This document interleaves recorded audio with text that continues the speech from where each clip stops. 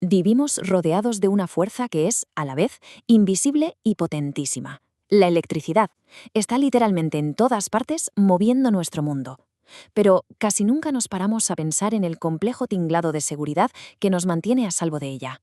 Detrás de ese gesto tan simple, tan cotidiano, hay todo un escudo invisible de normas, de sistemas diseñados exclusivamente para protegernos.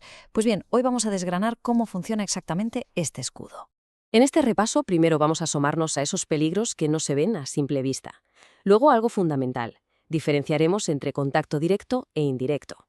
Después nos meteremos de lleno en el concepto clave de todo esto, la puesta a tierra, y vamos a descifrar esos códigos que la definen. Y para terminar, veremos el conjunto de todas las capas que nos protegen. Muy bien, pues vamos a empezar por el principio. ¿Por qué es necesario todo este lío de normativas tan estrictas? ¿De qué nos estamos protegiendo realmente? Pues de esto. Así de simple y a la vez así de vital. Todo el sistema, cada cable, cada enchufe, cada aparato, está regulado con este único y gran propósito: evitar que alguien sufra una descarga o que un fallo eléctrico provoque un incendio. No hay más. Vale, y este riesgo del que hablamos puede materializarse de dos maneras muy distintas. Y es crucial, de verdad, entender bien la diferencia entre ambas. A ver, el contacto directo es bastante fácil de imaginar, ¿no? Es tocar algo que se sabe que tiene electricidad y que no se debería tocar, como un cable pelado. Pero el indirecto, ese es más sutil, más traicionero. Imagina que la lavadora tiene un fallo por dentro y de repente toda su carcasa metálica se queda con tensión. Eso es un contacto indirecto y es igual o más peligroso porque no te lo esperas. Y para ponerle cifras al peligro, la normativa es clara. En un lugar seco, normal, cualquier tensión por encima de 50 voltios ya se considera un riesgo serio para una persona. Pero ojo, fijaos en cómo cambia todo si entra en juego el agua. En sitios húmedos o mojados, como el baño, la cocina o un jardín, ese límite de seguridad se desploma hasta los 24 voltios. ¿Por qué? Pues porque el agua reduce la resistencia de la piel y multiplica el peligro de forma brutal. Si en toda esta historia hay un héroe silencioso, un protagonista discreto pero fundamental, es sin duda la puesta a tierra. Es la base, los cimientos sobre los que se construye casi toda la protección eléctrica. Para entender bien la puesta a tierra, primero hay que tener claro este concepto: masa. Cuando hablamos de masa, nos referimos a cualquier parte metálica de un aparato que normalmente no tiene electricidad. Piensa en la carcasa del microondas, el chasis de un ordenador o el poste metálico de una farola. Todas esas son masas. Y aquí está la magia de la puesta a tierra. Si un cable se suelta por dentro y toca la carcasa metálica, la masa, la conexión a tierra, le ofrece esa electricidad un camino súper fácil, de muy poca resistencia, para que se vaya, pues eso, a la tierra. Actúa como un sumidero. Esto hace que la protección del cuadro eléctrico salte al instante, cortando la corriente. Sin la toma de tierra, esa carcasa se quedaría electrificada, esperando a que alguien la toque. Bueno, la cosa se complica un poquito, porque no todas las puestas a tierra son iguales. Se identifican con un código de letras que, de primeras, puede sonar a chino, pero ya veréis que es más sencillo de lo que parece. Vamos a descifrarlo. A ver, esta tabla es como nuestra piedra roseta. La primera letra nos habla del origen de la energía, o sea, del transformador. Si es una T, significa que está conectada a tierra. La segunda letra se refiere a nuestros equipos, a los aparatos. Si es otra T, quiere decir que el equipo tiene su propia pica de tierra. Y luego los sufijos, S o C, nos chivan si el cable de protección y el neutro van por separado o juntos.